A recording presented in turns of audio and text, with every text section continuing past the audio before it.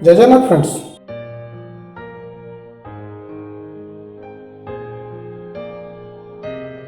संपूर्ण YouTube channel amazing take video को आपण मानक स्वागत। फ्रेंड्स आज वीडियो आम कथा हम कान रे बालर अर्थ कौन यह क्यों दिग को दर्शाई था। वीडियो को आरंभ करने पूर्व फ्रेंड्स छोटे छोटे रिक्वेस्ट जब आप मोर ये चैनल अमेजिंग टेक वीडियो को सब्सक्राइब करना तेज प्लीज एवं सब्सक्राइब करनी और सहित पाखे आसुवा बेल आइकन को क्लिक करनी जहाँद्वारा आपड़ पाइपर मो द्वारा पड़ुवा समस्त वीडियो नोटिफिकेशन सर्वप्रथम। फ्रेंड्स आपण मैंने लक्ष्य करेंगे बहुत लोकंर कान में बाल देखा मिले। देखा गले यह एक साधारण कथा। किसी लोकंर जन्म शरीर में सामान्य अधिक बाल देखा मिले।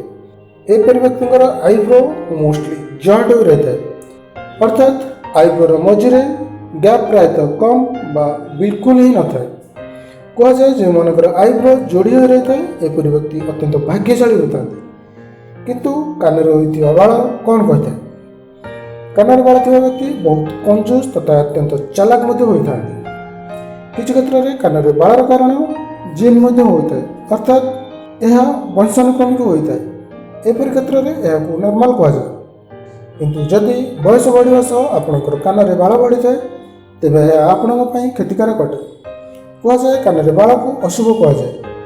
एपरी क्षेत्र में आपको सावधान हो जाबार अछि कारण यह आपन स्वास्थ्य संबंधित किसी तथ्य को दर्शाई था। यह प्रति आपको ध्यान देवा निहाती दरकार। यह वैज्ञानिक मान द्वारा प्रमाणित निकटर होता एक रिसर्च जमापड़ी जे कान में बाल थी व्यक्ति हृदरोग पीड़ित होता है। एपरी व्यक्ति को केवे भी हार्ट अटैक आसपे।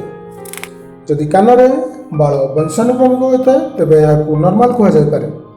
बट जदि यह वंशानुक्रमिक नुहे एवं बयस अनुसार कान में बाल देखा तेबे एपरी क्षेत्र में यह आपण स्वास्थ्य भल नुहे। एपरी क्षेत्र में आपन को हार्ट को मजबूत कर उपाय अवलंबन कर। सो फ्रेंड्स आज वीडियो भल लगे please like share subscribe and comments करने को भूलिए नहीं। जय जगन्नाथ।